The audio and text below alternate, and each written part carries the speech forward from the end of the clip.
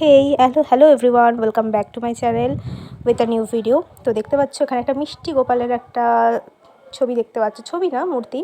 তো এটা একদম পুরোপুরি মাটির। তো এটাকে আমরা কালেক্ট করেছিলাম আমাদের এখানেই লোকাল একটা মেলা থেকে।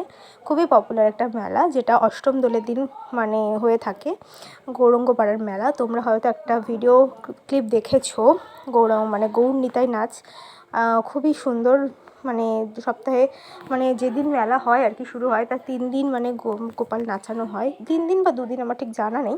তো এই গোপালটাকে আমরা কিনেছিলাম ওখানেই একটা মেলা, ছোট্ট রাস্তার ধারে যে স্টলগুলো হয় সেখান থেকে।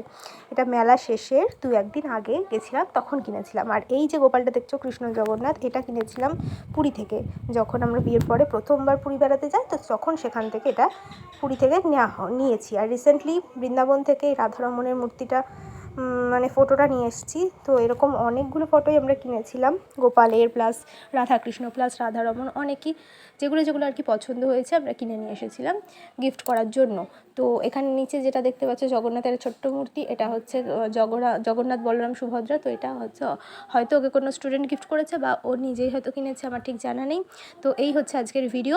আর আমাদের সাথে আমাদের বাড়িতে আর কি যে গোপাল সবসময় পূজিত হন, তিনি হচ্ছে কোনো পিতলের গোপাল নয়, জাস্ট চীনামাটির একটা গোপাল। তো কিন্তু খুবই মানে অনেক দিন ধরে পুজো হয়ে আসছে, আমি বিয়ের পর থেকেও দেখছি, বিয়ের আগেও জানতাম। তো এখানে গোপাল হচ্ছে শয়নে রয়েছে, তো এখনও তোলা হয়নি গোপালকে।